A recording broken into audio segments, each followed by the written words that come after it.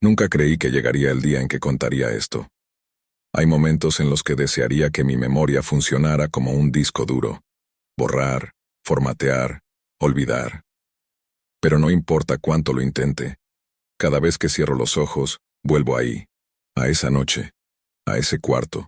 A esa pantalla. Todo empezó como empiezan las peores decisiones, con la sensación de que no pasaba nada. Éramos adolescentes aburridos, con demasiado tiempo libre, y ese impulso estúpido de ir más allá de lo permitido. Nos creíamos invulnerables, como si nada pudiera tocarnos de verdad. La Deep Web no era algo nuevo para nosotros. De hecho, ya casi se había vuelto una especie de ritual en nuestras reuniones.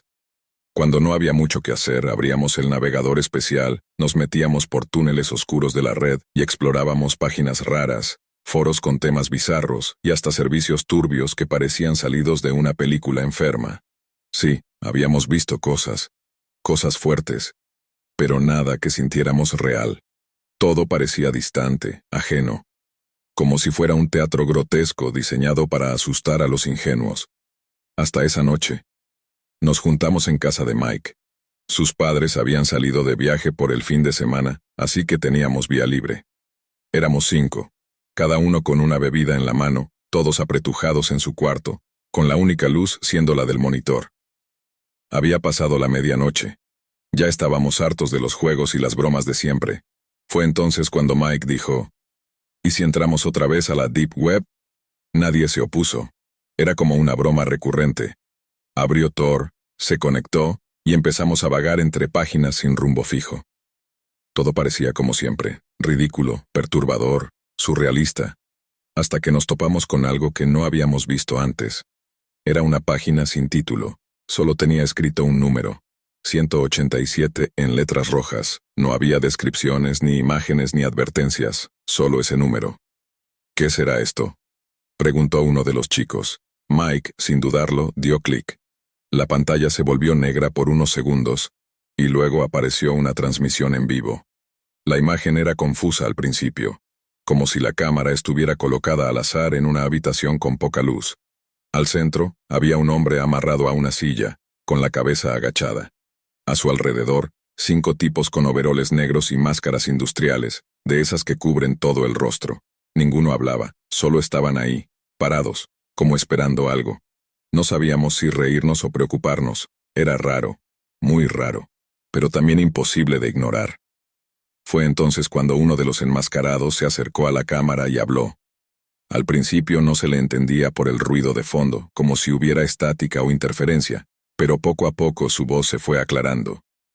Decía que estábamos a punto de comenzar un juego, uno en el que nosotros, los espectadores, teníamos el control. A su lado, en una mesa, había una caja transparente llena de bolitas con números. El hombre explicó que debíamos elegir uno. La cámara enfocó la caja. Todos nos quedamos en silencio unos segundos. 5, dijo uno de mis amigos riendo. La bolita con el número 5 fue seleccionada. El enmascarado sacó un papel y lo mostró a la cámara. Córtale el cabello. Nos echamos a reír, aunque algo no se sentía del todo bien. Aún así, parecía una estupidez inofensiva. Otro de los sujetos se acercó al tipo en la silla, sacó unas tijeras viejas y comenzó a cortar su pelo de forma torpe. No había gracia en lo que hacía, no hablaban, no hacían bromas. Pero el hombre amarrado no reaccionaba. Era como si estuviera drogado, o rendido. Aparecieron nuevos números.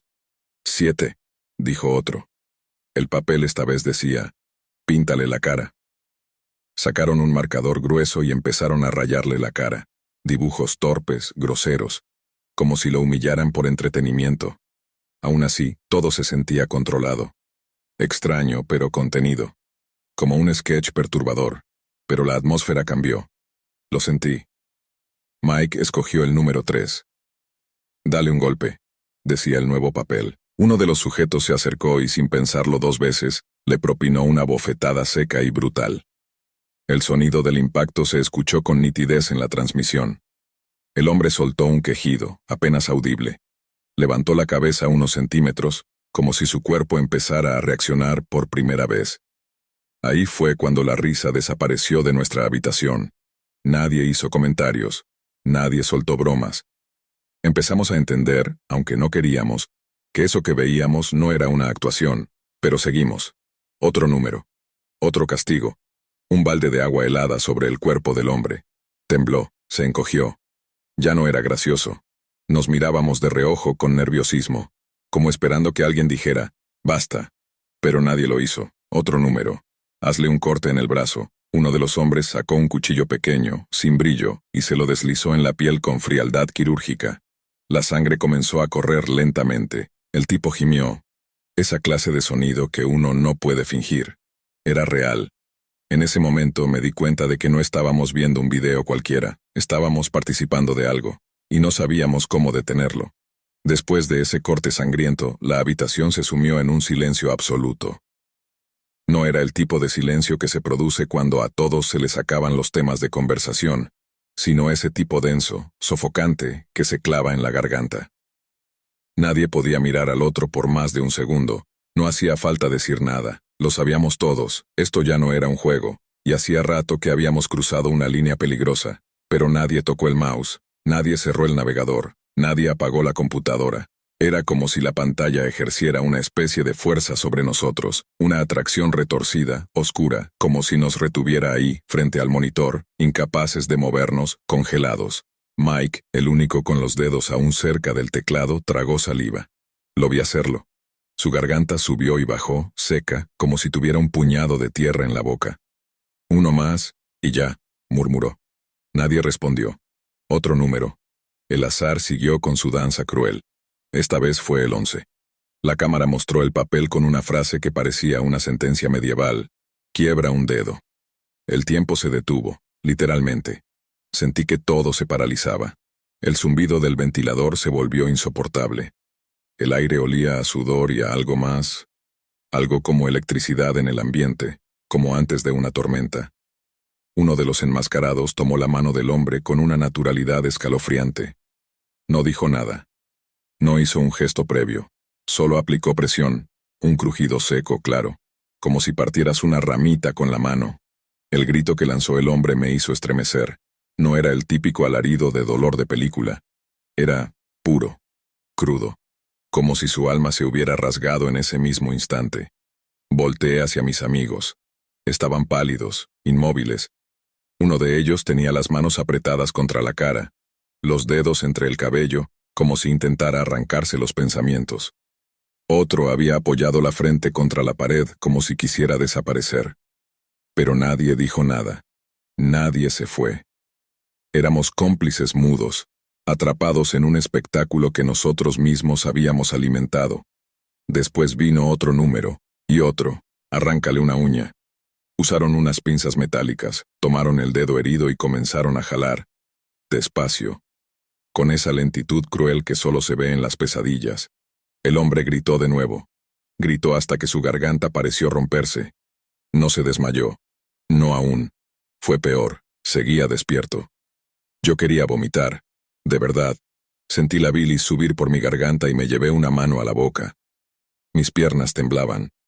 Pero no me moví. No sé si fue por cobardía o por esa maldita necesidad de saber qué venía después. La Deep Web nos había capturado. Era un abismo sin fondo, una espiral descendente donde el horror era adictivo. Siguió la violencia, una tras otra. Le sacaron una muela, sin anestesia. El hombre convulsionó de dolor. Uno de los enmascarados se metió en su boca con una herramienta oxidada y tiró hasta arrancar la pieza dental. El hilo de sangre bajando por su barbilla quedó grabado en mi mente. A veces aún lo sueño. O lo veo cuando parpadeo en plena luz del día. Otro número. Clávales agujas en los pies, y luego, hazle cortes pequeños en el pecho. Cada acción era una degradación, un nuevo escalón en esta bajada al infierno. Y lo peor era que nosotros elegíamos los pasos. No había amenaza externa. No había presión. Solo nuestros dedos y una lista de números. Y entonces llegó el número maldito. El 16. El papel que mostraron esta vez no se parecía a los demás. No tenía bromas ni disfrazaba la violencia con humor. El texto era seco, frío, final. Córtale la cabeza de un solo tajo. Sentí que la sangre abandonaba mi cuerpo. Mis oídos zumbaban. Era como si estuviera bajo el agua. Mi visión se desenfocó por un segundo. No puede ser, susurró uno de los chicos. Debe ser una broma, dijo otro. Pero los hombres no se detuvieron. Uno de ellos salió del encuadre. Regresó con algo que parecía un hacha antigua, oxidada. La sostuvo con ambas manos. La mostró a la cámara y luego se la enseñó al prisionero. Él, por primera vez en todo ese tiempo, abrió los ojos completamente. Nunca había visto tanto miedo en un rostro humano. Sus pupilas estaban dilatadas, su cuerpo entero temblaba, murmuraba cosas que no podíamos entender. Quizás pedía clemencia, quizás rezaba, quizás solo lloraba por dentro. Pero nada de eso importó. Los enmascarados lo giraron, lo inmovilizaron con sogas más gruesas. El hombre se resistía con lo poco que le quedaba. Movía las piernas, se estremecía, trataba de zafarse, pero estaba acabado. Lo amarraron como a un animal, y entonces, el tipo del hacha se colocó detrás, levantó el arma, y todo se detuvo. La transmisión número, la vida, el tiempo, todo. Solo existía ese instante. Esa imagen, esa tensión brutal. Yo quería cerrar los ojos, pero no podía. Quería apagar la computadora, pero mis músculos no me respondían. El enmascarado tomó aire. Sus brazos bajaron en un movimiento rápido, firme, certero. El impacto del hacha sonó como un trueno en mitad del silencio. Un solo golpe. El ruido fue seco, brutal, como si un melón pesado hubiese caído al suelo desde una gran altura. Hubo un instante de vacío. Un segundo de suspensión total en el que la realidad se rompió en miles de fragmentos diminutos. La cabeza del hombre se separó de su cuerpo con una naturalidad que parecía imposible. Rodó por el suelo de cemento, chocando contra una de las patas de la silla con un sonido hueco. El cuerpo, aún amarrado, convulsionó durante unos segundos antes de quedar completamente inmóvil. Y en ese instante los gritos no vinieron de la pantalla. Vinieron de nosotros. Un aullido desgarrador escapó de la garganta de uno de mis amigos. Otro tiró su silla hacia atrás y cayó al piso, sollozando como un niño. Yo me llevé las manos al rostro. No lloraba. No gritaba. Estaba congelado como si me hubieran arrancado el alma. Mike cerró la laptop de golpe. Todo se oscureció, pero el silencio que quedó después no fue de alivio. Fue un abismo, un pozo negro lleno de horror y culpa. Nadie dijo una sola palabra. Nos quedamos allí, inmóviles, con la única luz proveniente del ventilador del techo que giraba lentamente, emitiendo un zumbido insoportable. Podías escuchar nuestras respiraciones, agitadas, entrecortadas, como si estuviéramos en medio de un ataque de pánico colectivo. Permanecimos sentados durante minutos, quizás horas, sin saber qué hacer, sin poder procesar lo que acabábamos de ver, y lo que habíamos provocado. Porque esa es la palabra. Lo provocamos, no lo vimos sin más. Participamos, jugamos, elegimos, y alguien murió. Salimos de la habitación uno por uno, sin despedirnos, sin cruzar una sola mirada. Cada uno tomó un rumbo distinto, en completo silencio. Como si compartiéramos la vergüenza y el espanto de haber cruzado juntos un umbral del que ya no había retorno. Esa noche no dormí, no podía. Cada vez que cerraba los ojos la escena se repetía, el hacha en alto, el cuerpo amarrado, la sangre salpicando el suelo, y esa cabeza rodando lentamente hacia nosotros. No fue una pesadilla, fue una ejecución en vivo, y fuimos parte. Durante días intenté convencerme de que no teníamos culpa, que solo dijimos números sin saber lo que vendría, que nadie nos explicó las reglas del juego macabro. Pero eso era una mentira piadosa. Sí sabíamos. Después de los primeros actos supimos exactamente hacia dónde iba todo, y aún así seguimos. No hicimos nada, y eso es lo mismo que hacerlo todo. Pasaron semanas sin que ninguno de nosotros se hablara. No fue un acuerdo, fue un instinto. Como si nuestras voces se convirtieran en recordatorios vivientes del horror que compartimos. Pero el miedo no desapareció, al contrario, se volvió parte de mí. Se quedó bajo mi piel. Comencé a sentirme vigilado. Cuando salía a la calle, tenía la impresión de que alguien me seguía. Si un auto desconocido se detenía cerca de mi casa, me paralizaba el corazón. Dejé de responder llamadas de números que no reconocía. Cambié de número, puse cortinas más gruesas.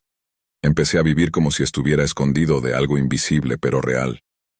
Algo que, en el fondo, sabía que podría aparecer en cualquier momento. Y entonces llegó la llamada. Uno de los chicos, el más callado de todos, nos pidió reunirnos en una cafetería. Dijo que había descubierto algo. Nos encontramos, tensos, pálidos, sin saber si saludarnos con un abrazo o con la mirada baja. Él estaba temblando. Ni siquiera tomó el café que pidió. Estuve buscando en foros de la Deep Web, nos dijo. Intenté entender qué fue eso, qué era esa página. Nadie lo interrumpió. Continuó. Lo que vimos no es un juego, es parte de una red, un sistema, una especie de cadena humana.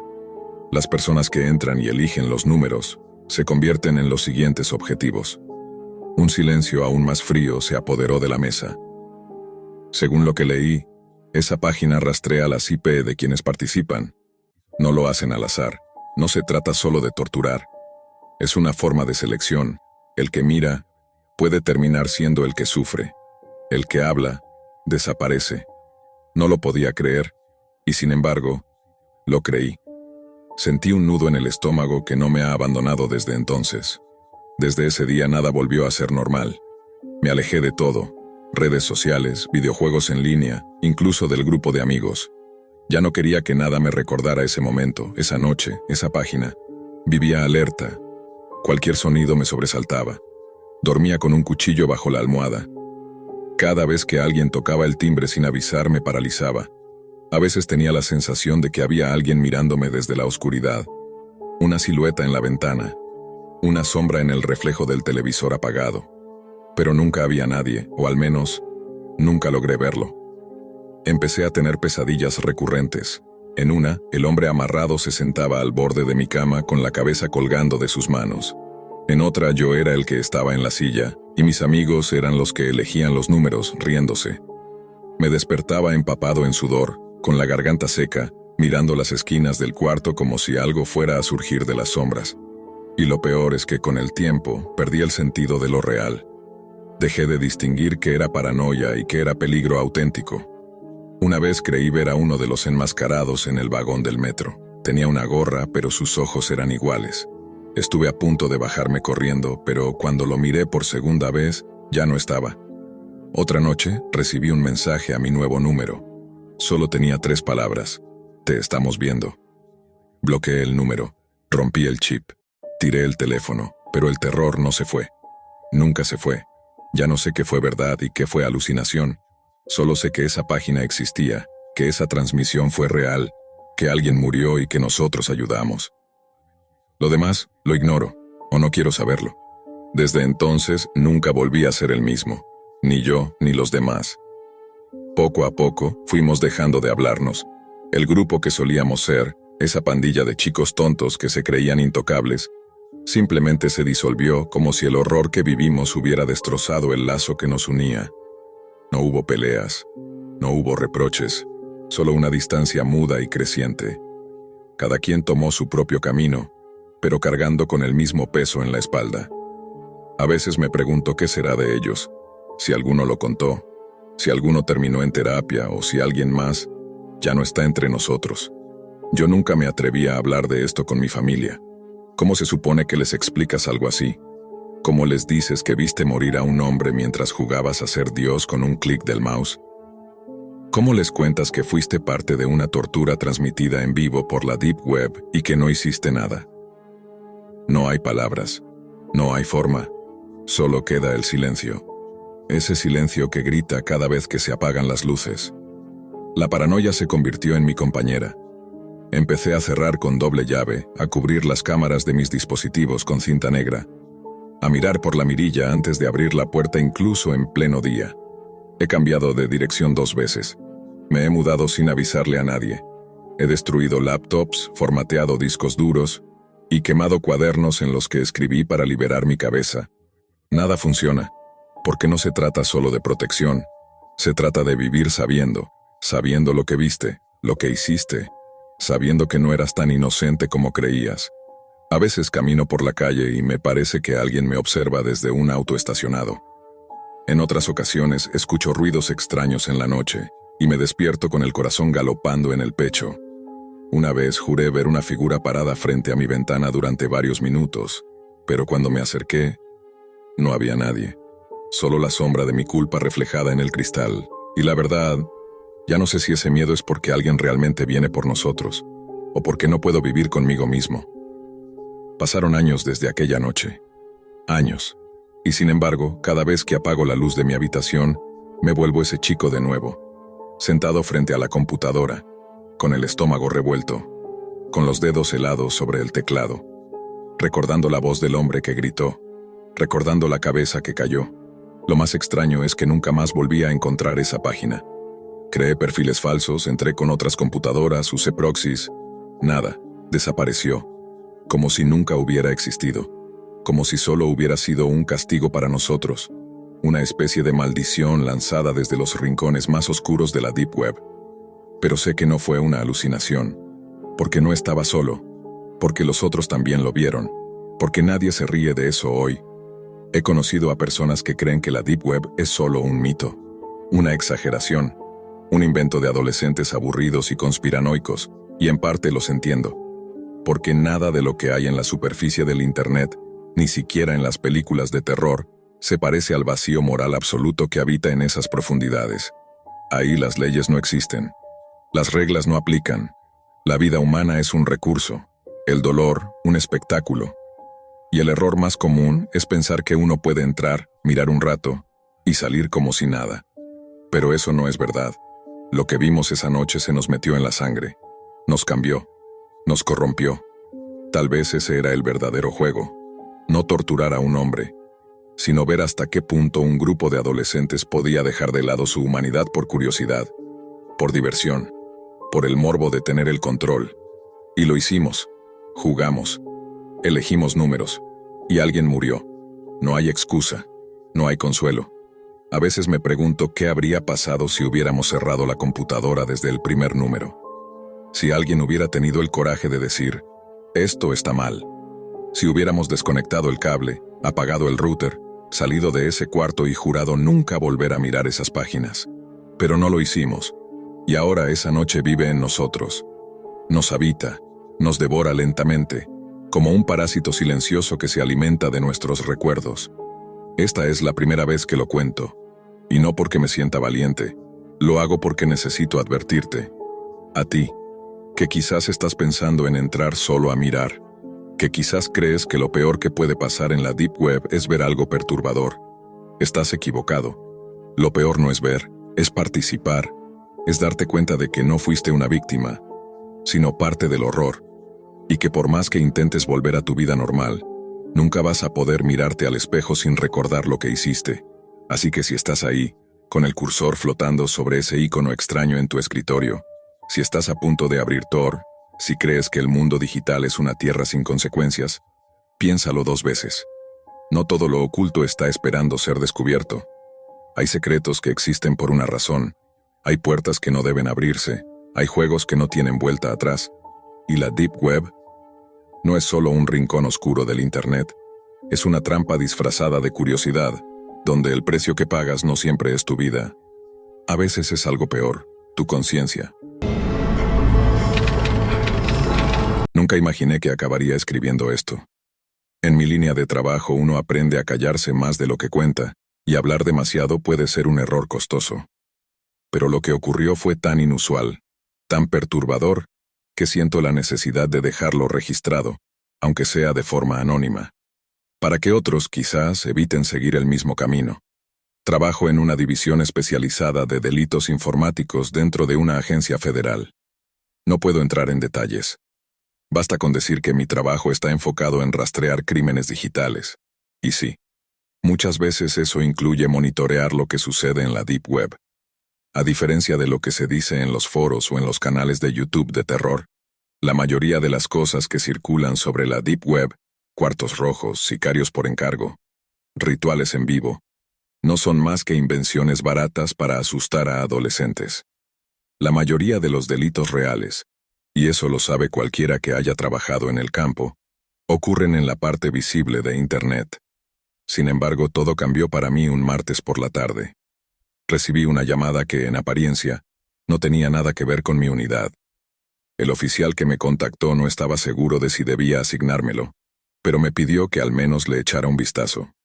Cuando llegué, Me encontré con dos chicos jóvenes, menores de edad, sentados con la expresión de quien ha visto más de lo que debería. Me imaginé que se trataba de algo banal, un caso menor de robo de identidad o phishing. Pero en cuanto uno de ellos comenzó a balbucear sobre un reto en redes sociales que involucraba la Deep Web, supe que las cosas iban a ponerse raras.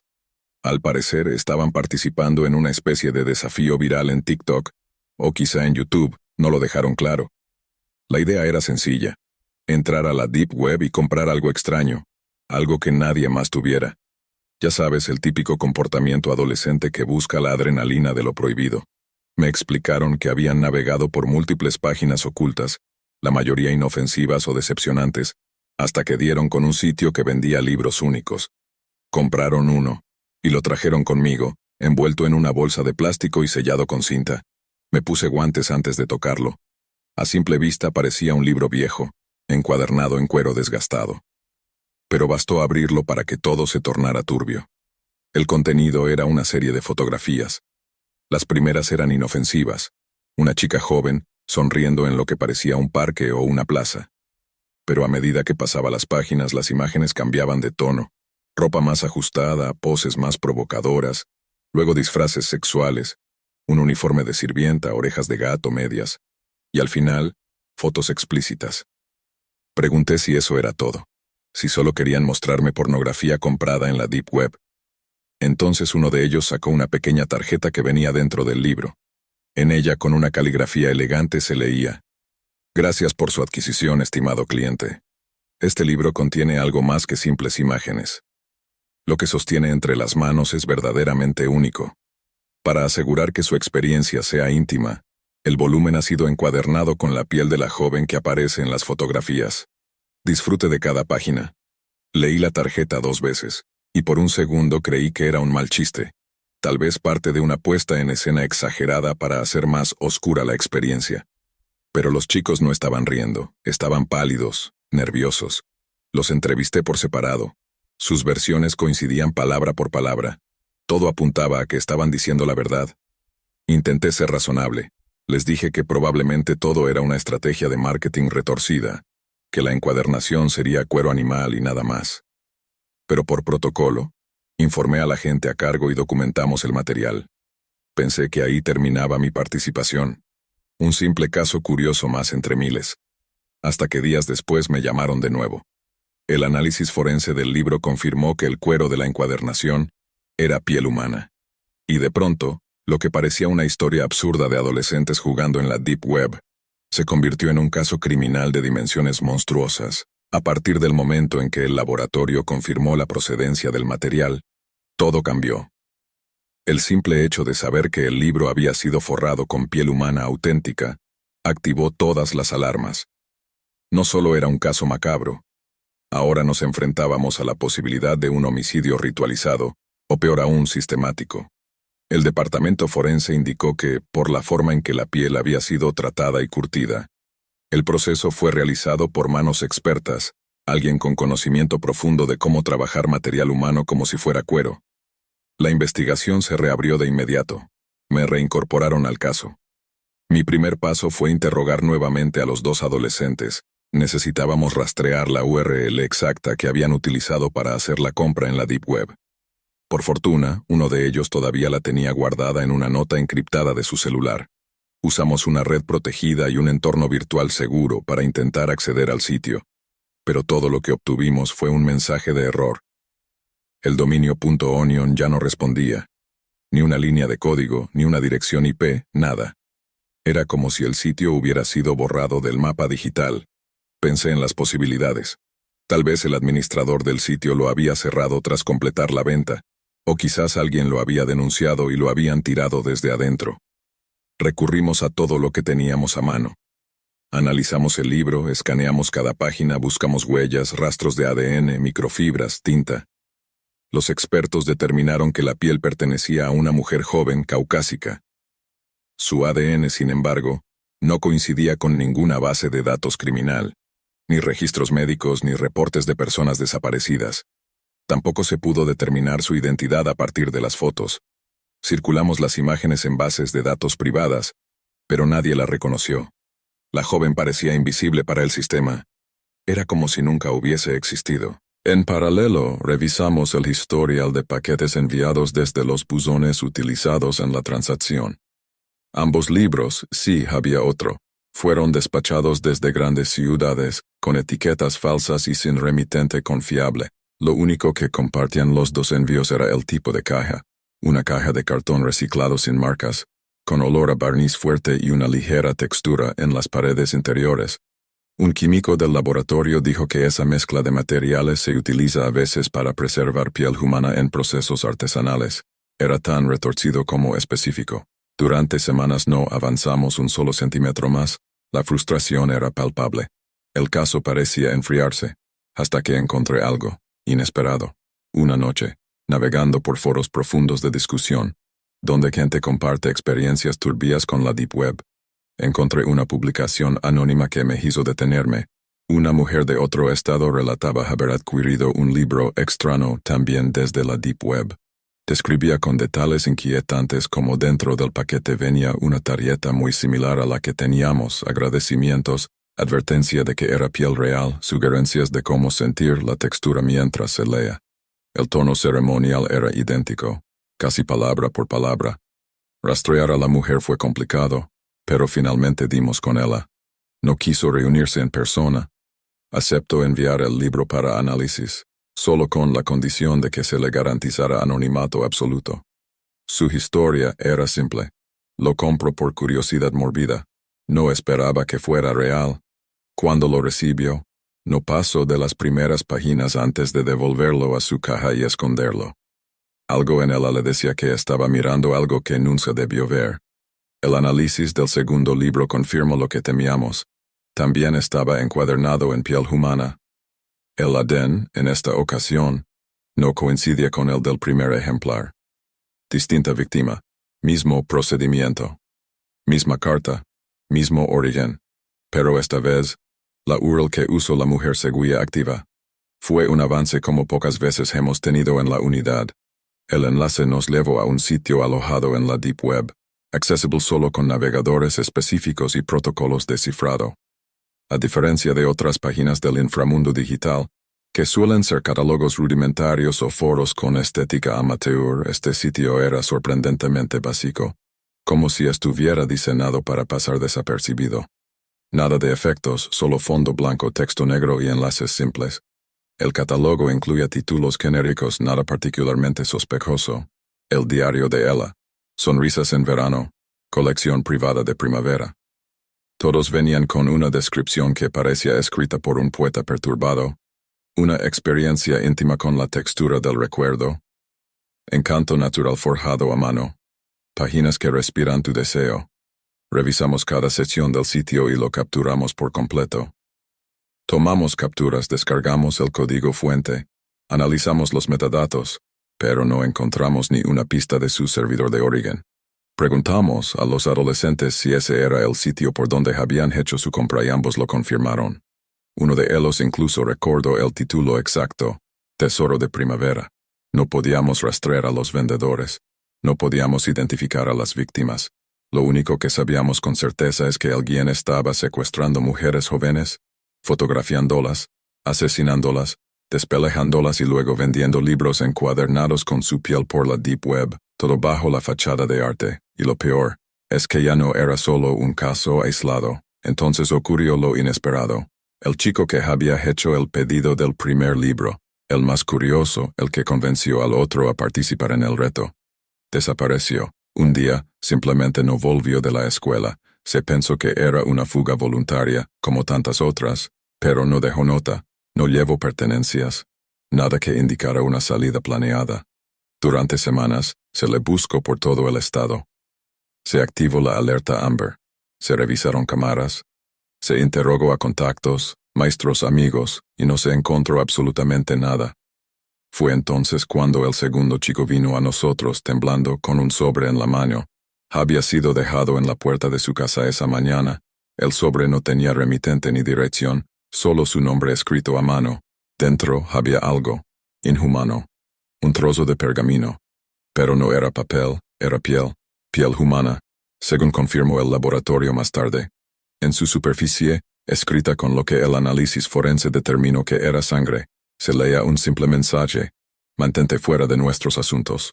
Y las pruebas de ADN no dejaron dudas. La piel era del chico desaparecido.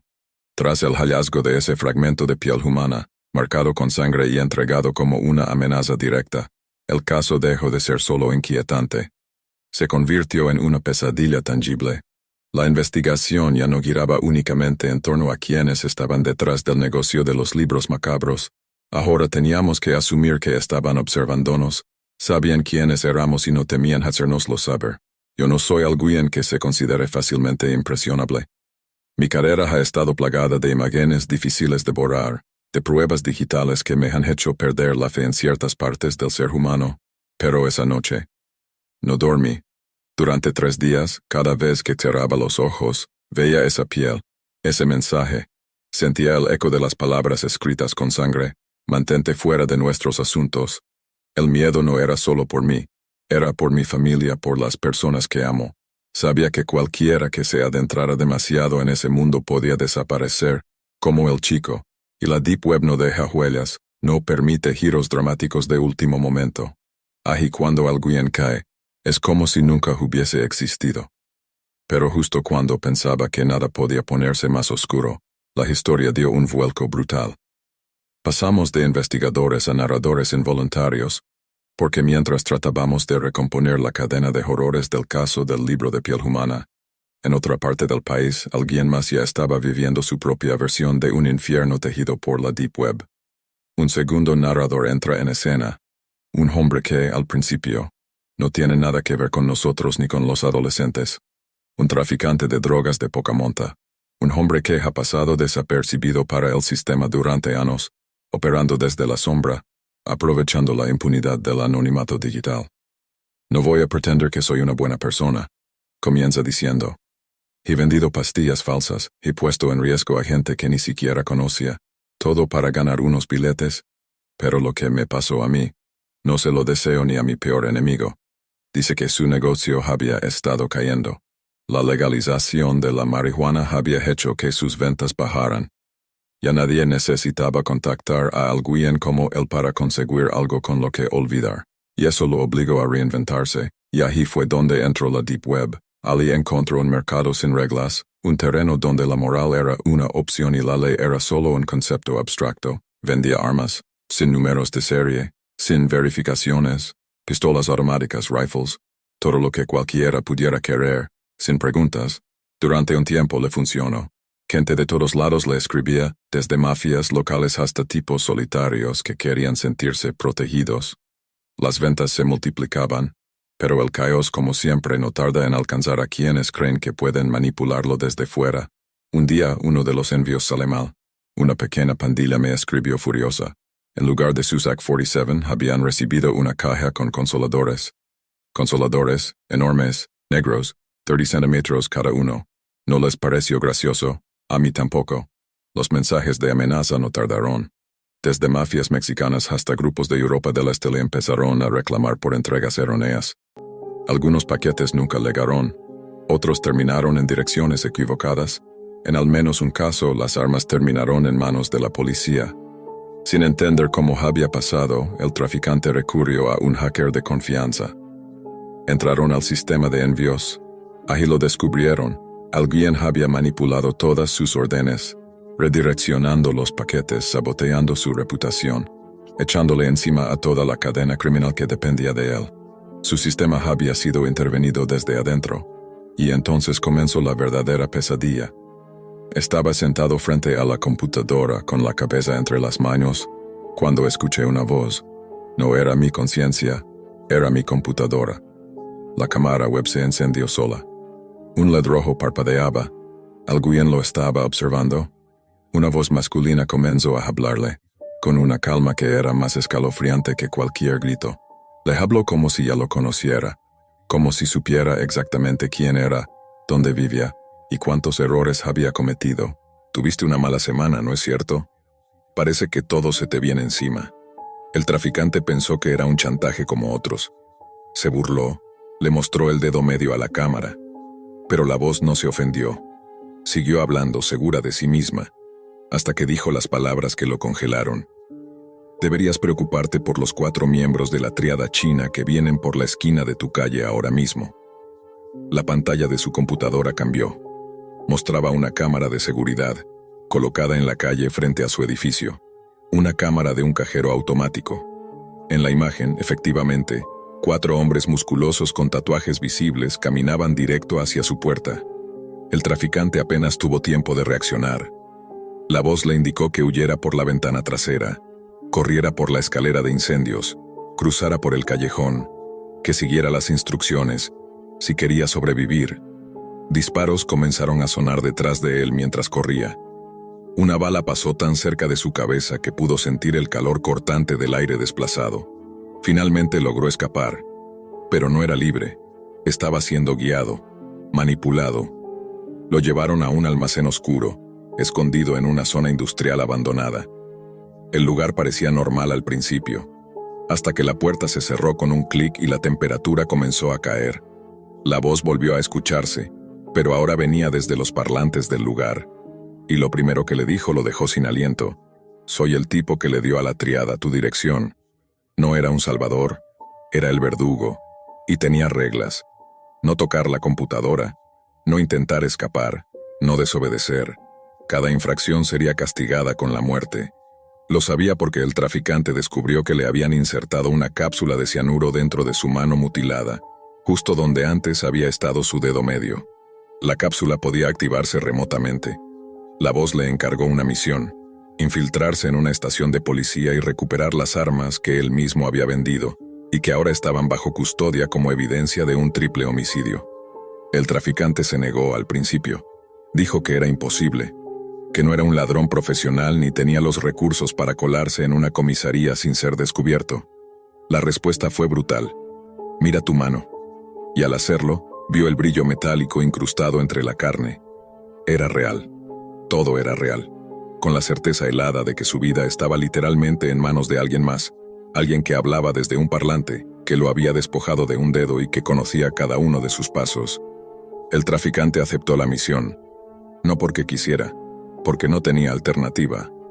La voz le explicó el plan con una calma quirúrgica, como si ya lo hubiera ensayado cientos de veces. Cerca de la puerta hay una cesta. Dentro encontrarás un uniforme de policía, una placa falsa, una tarjeta de acceso y un auricular Bluetooth. Conéctalo a tu teléfono. A partir de ahora solo escuchas. No hablas, no preguntas, solo haces. El hombre, aún temblando por el dolor en la mano mutilada, obedeció. Se vistió con el uniforme. No era un disfraz cualquiera, era una réplica exacta, hasta los parches y las insignias. Se ajustó el cinturón, guardó la placa falsa en el bolsillo interior y se puso el auricular. La voz lo guió hasta el exterior. Allí, lo esperaba un coche patrulla completamente funcional, con gasolina, sirenas operativas y documentos falsificados en la guantera. Tienes 30 minutos, llegarás a la estación central, no te desvíes, no improvises, ya estás en camino. El camino hasta la estación fue una tortura silenciosa. La cápsula dentro de su mano, el recordatorio constante de que cualquier desobediencia lo mataría en segundos, parecía palpitar cada vez que giraba el volante. A cada semáforo, a cada cruce, temía que todo terminara ahí mismo, que todo fuera parte de un juego sádico sin escape. Finalmente llegó al edificio. La comisaría era grande, imponente, con una fachada de concreto gris y un flujo constante de oficiales entrando y saliendo. Estacionó en un lugar asignado, bajó con el uniforme bien colocado y caminó como si perteneciera allí. En su oído la voz no dejaba de hablar. Relájate, camina con confianza, no eres un extraño, hoy eres uno de ellos. Pasó el primer control mostrando su placa falsa y recitando un número de identificación que la voz le había dictado. Nadie lo cuestionó. Bajó por unas escaleras hasta el sótano, donde se encontraba la sala de evidencias. Allí un encargado, un hombre de mediana edad, distraído y malhumorado, le preguntó qué necesitaba. Revisión de pruebas, caso reabierto, solicitud directa del fiscal. El encargado no discutió. Revisó los documentos que el intruso le entregó, ya enviados por la voz a través de un sistema interno hackeado, y asintió con desgano. Lo dejó pasar. Una vez dentro, caminó entre estanterías metálicas hasta encontrar 3 armas específicas. 2 pistolas semiautomáticas y un rifle con el número de serie limado. Las colocó en bolsas de evidencia nuevas, respirando agitado. Hasta ese momento todo iba sorprendentemente bien. «Ya las tengo», susurró, rompiendo por primera vez la regla del silencio. La voz respondió de inmediato, sin alterar su tono. «Sal despacio. No llames la atención. En 3 minutos cortamos la señal y estarás solo. No hagas ninguna estupidez». Pero justo cuando se disponía a salir, el encargado lo detuvo. No puedes llevarte eso así como así. Necesito que firmes los documentos de retiro». La sangre del traficante se congeló. Tomó el bolígrafo con la mano buena y escribió un nombre cualquiera. Pero el hombre frunció el ceño. Este caso estaba cerrado. ¿Por qué tanto interés ahora? La tensión se multiplicó. El traficante improvisó una excusa.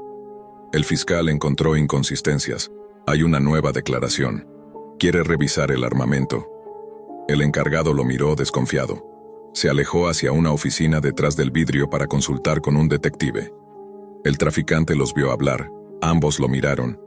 El dedo del detective señaló directo hacia él. Los ojos se encontraron y supo que lo habían descubierto. «Corre», dijo la voz. Ahora. Sin pensarlo, agarró las bolsas con las armas y salió corriendo por el pasillo. El detective y el encargado gritaron. Sonaron pasos. Y luego el sonido familiar y aterrador de las puertas metálicas abriéndose de golpe. Estaba siendo perseguido. Subió las escaleras como alma que lleva el diablo, el corazón golpeándole el pecho como un tambor. Salió al pasillo principal, esquivó a 2 oficiales que intentaron detenerlo y llegó hasta las puertas de entrada. Allí, un policía fornido se paró en su camino. La decisión fue instantánea. Amagó con embestirlo por la derecha, luego se escabulló por la izquierda. El policía cayó en el engaño, y el traficante pasó de largo. Detrás de él, las órdenes de «deténganlo» ya se mezclaban con gritos y alarmas. Corrió hasta el estacionamiento. Alcanzó el coche patrulla justo cuando una bala rompía la ventana trasera. Arrancó a toda velocidad, serpenteando entre autos mientras las sirenas policiales comenzaban a llenar el aire. El caos era total. «Tienes las armas», dijo la voz. «Sí, maldita sea, pero ¿a qué costo? Me hiciste robar una estación policial. ¿Qué es todo esto?» La voz no respondió enseguida. Luego dijo: «Solo sigue conduciendo, ya tengo un plan». El hombre logró escapar tras varios giros inesperados. En una intersección, la voz se conectó a la radio policial y comenzó a emitir direcciones falsas sobre hacia dónde se dirigía el fugitivo. Confundió a los patrulleros. Les hizo creer que había tomado otra ruta. Poco después, lo guió hasta un punto de encuentro. Allí, encontró un viejo coche abandonado y una bolsa con ropa civil. Cambió de atuendo, dejó atrás el coche robado y, como si todo hubiera sido un mal sueño, volvió al almacén donde todo comenzó. La puerta se abrió con un sonido metálico. Dentro, la computadora volvía a brillar en medio de la oscuridad. Lo esperaban más órdenes, más pruebas. «Deja las armas en la caja de la esquina, luego vuelve a la pantalla». Obedeció. Lo que encontró en el monitor lo heló más que cualquier amenaza anterior. Una fotografía. Un niño. No tendría más de 9 años. Sonreía junto a una bicicleta roja. «Number, no me pidas que le haga algo a un niño», murmuró temblando. «Si esto va de eso, mátame ahora». La voz no respondió de inmediato. Luego, con una calma helada, dijo: «No necesitas hacerle nada, ya lo hiciste». El traficante no entendía. Se arrodilló frente a la pantalla, forzado por el agotamiento, el miedo y el dolor físico. Miró con más atención. El niño le resultaba vagamente familiar. Y entonces la voz comenzó a narrar. Ese niño vivía a 3 cuadras de una zona controlada por narcos. Una tarde, después de hacer su tarea, pidió permiso para dar una vuelta en su bicicleta nueva. Su padre accedió. Era una tarde tranquila, hasta que sonaron los disparos. Un tiroteo desde un coche, balas al azar. Uno de los proyectiles le atravesó el pecho al niño. Murió antes de que la ambulancia llegara. ¿Sabes de dónde venían las armas? ¿Sabes quién las vendió? Tú. Silencio. Yo solo hago las ventas. No controlo lo que la gente hace con ellas, respondió el traficante con voz apenas audible. Tu mano sostiene las balas aunque no dispares. ¿Recuerdas esa cápsula en tu mano? Pues hay otra, más pequeña, más sofisticada. Está en tu abdomen. Nadie la encontrará. No hay hospital que pueda removerla. Si algún día decido activarla, morirás lenta y dolorosamente. El hombre se desplomó en el suelo sin aire. Su cuerpo mutilado, perseguido, destrozado, se convirtió en una prisión viviente. No había escapatoria. Y lo peor era saber que alguien desde la Deep Web seguía observándolo, esperando, controlándolo. El traficante despertó en una cama de hospital. Hipotermia, fractura nasal, pérdida de sangre. Lo habían encontrado inconsciente en un callejón industrial. La policía no tardó en vincularlo con el robo en la estación. Fue juzgado y condenado. 20 años de prisión estatal. Hoy cumple su condena en una celda fría. Su mano mutilada le duele con cada cambio de clima. Casi no duerme. Cada vez que escucha un zumbido, una voz, un clic, se pregunta si ese será el día en que la cápsula se active. Porque sabe que allá afuera, en algún rincón de la Deep Web, alguien aún lo observa. Y no ha terminado con él. Mi nombre es Charlie, y aquí va un breve resumen de mi vida, aunque sinceramente no creo que importe mucho. Nunca he sido una persona de grandes lujos ni de buscar lo mejor en la vida. Siempre he sido alguien que se conforma con hacer lo mínimo, y eso es probablemente la razón por la que durante los últimos 5 años he trabajado como cocinero en una cadena de comida rápida. No voy a decir el nombre del lugar porque eso sería hacerme demasiado fácil de identificar, pero diré que es uno de esos sitios donde la gente no va por voluntad propia. Simplemente termina ahí. Mientras la comida esté bien cocinada, todo está bien. A mis 36 años, supongo que mis fracasos no son algo sorprendente. Nunca desarrollé lo que se podría llamar ambición. Apenas terminé la secundaria y pasé por un par de semestres en un colegio comunitario antes de ser expulsado por malas calificaciones. Pero a mí nunca me preocupó demasiado. Mientras tuviera un techo sobre mi cabeza, comida simple en la mesa y suficiente dinero para pagar mi internet, estaba satisfecho. Mi vida no era perfecta, pero me mantenía. Y, para ser honesto, lo único que realmente me importa es el internet. Un trabajo sencillo, sin mucho esfuerzo, me dejaba mucho tiempo libre para dedicarme a mi verdadera pasión, navegar en la web. Eso fue lo que me metió en problemas, de alguna manera. Puede que una vida de mediocridad sea mi castigo, pero quién sabe, tal vez sea lo que me merezca. No sé si alguien va a creerme, pero si puedes ayudarme, por favor, responde. Nunca he visto algo como esto antes, ni conozco a nadie que lo haya experimentado, pero si sabes algo te agradecería mucho. Déjame comenzar desde el principio. Fue el internet lo que me metió en líos, no el internet común y corriente. Ese puedes navegarlo sin problemas, solo ten cuidado con los virus o las estafas. Pero el lugar en el que terminé metido fue la Deep Web. Si alguna vez decides aventurarte ahí, recuerda que no es un sitio para curiosos. No hay nada bueno en la Deep Web, solo desastres esperando a suceder. Nunca me interesó mucho el lado oscuro de la web hasta que cerraron Silk Road, uno de los mercados más famosos, donde podías comprar todo tipo de cosas. Al principio, era solo un sitio de curiosidad. Pensaba que no me pasaría nada, pero la atracción fue creciendo. En la web encontré páginas con contenido que no imaginaba que existiera, sitios que al principio me parecían un juego, pero poco a poco me atraparon.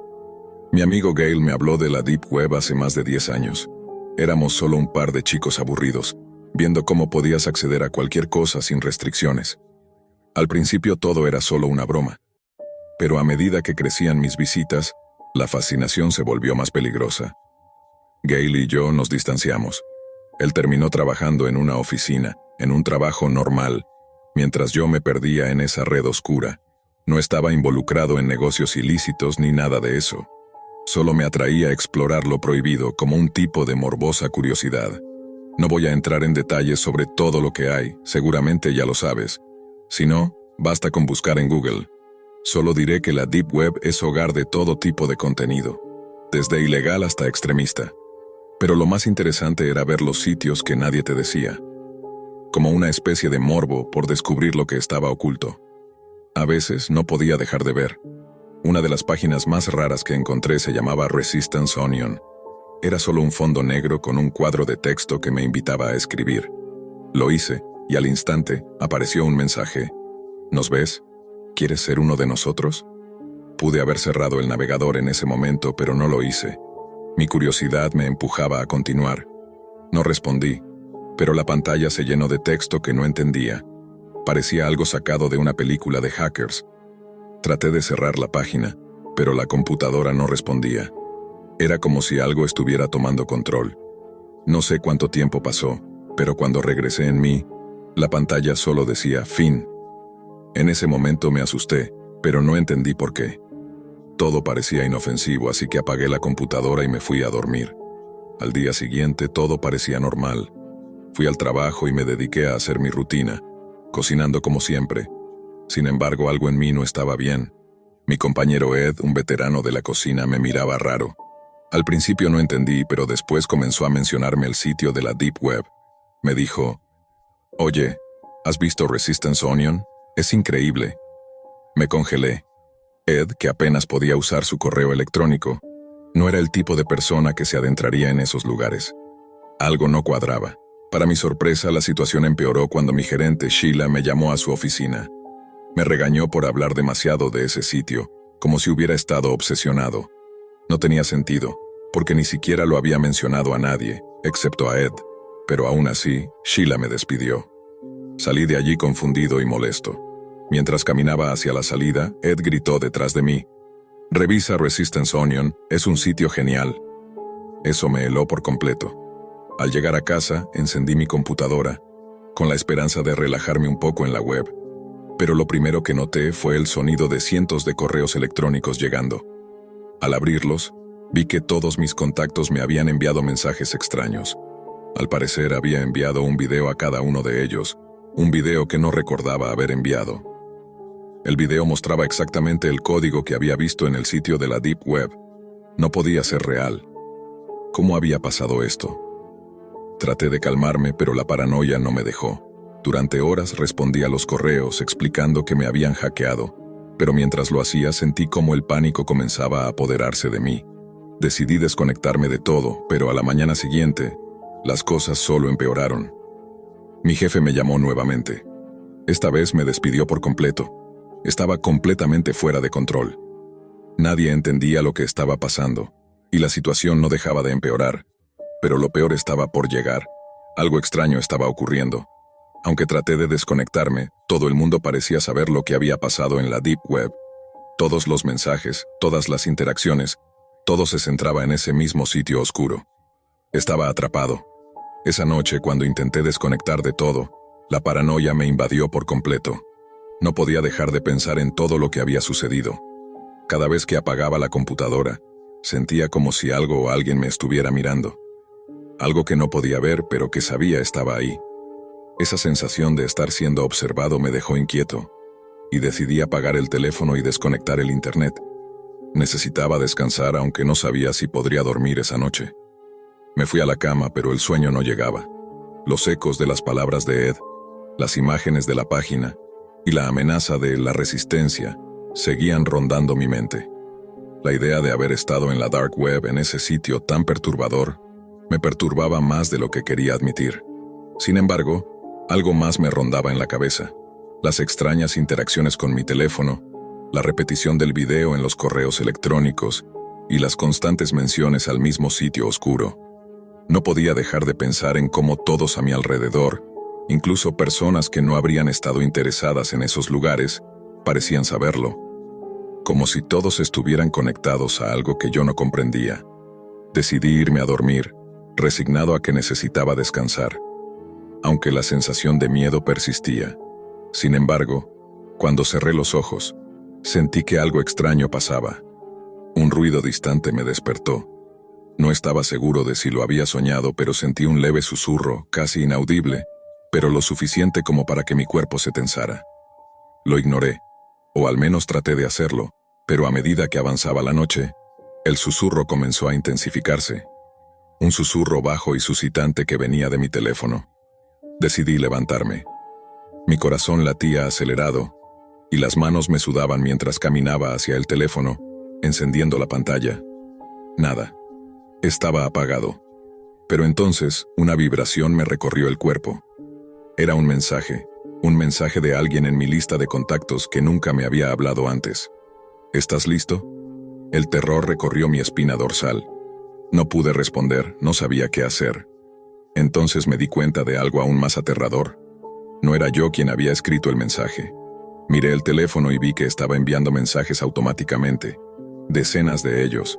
Videos, links, palabras sin sentido. Todo relacionado con la Deep Web, con esa página Resistance Onion.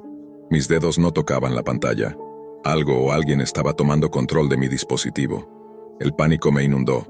Corrí hacia la computadora esperanzado de que al menos podría descubrir qué estaba pasando. Pero mi pantalla estaba llena de texto. Sin ningún comando de mi parte, el ordenador se había encendido, y un mensaje apareció en la pantalla, ocupando toda la superficie. Decía, la resistencia es inútil. Nos vemos pronto. No entendía lo que esto significaba, pero sabía que estaba en medio de algo mucho más grande de lo que podría haber imaginado. El aire en la habitación estaba denso, la sensación de peligro palpable. Cuando miré al espejo me sorprendí al ver que mis ojos estaban completamente inyectados en sangre. Mi reflejo me miraba, pero algo no estaba bien. Sentí un sudor frío en mi frente. Algo en mí se había transformado. Mi cuerpo parecía extraño, como si no me perteneciera. Las palmas de mis manos estaban húmedas, frías, y la presión en mi pecho era insoportable. Algo en mi interior había cambiado. Salí corriendo en busca de respuestas, pero no pude encontrar nada.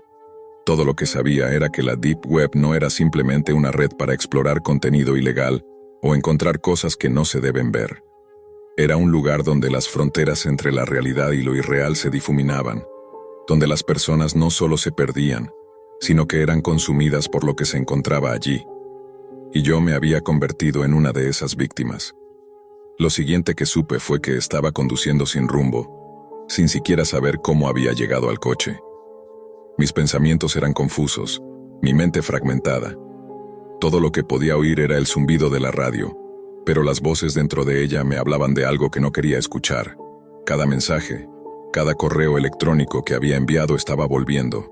Cada uno estaba propagándose, infectando a todos los que alguna vez habían estado en contacto conmigo. Era como si la red me hubiera marcado, como si me hubiera marcado para convertirse en parte de ella, parte de algo más grande y aterrador. Llegué a un motel barato y me registré sin dar detalles. Solo quería estar lejos de todo eso, aunque no tenía ni idea de cómo escapar de lo que me había atrapado. Dentro de la habitación el teléfono no dejó de sonar.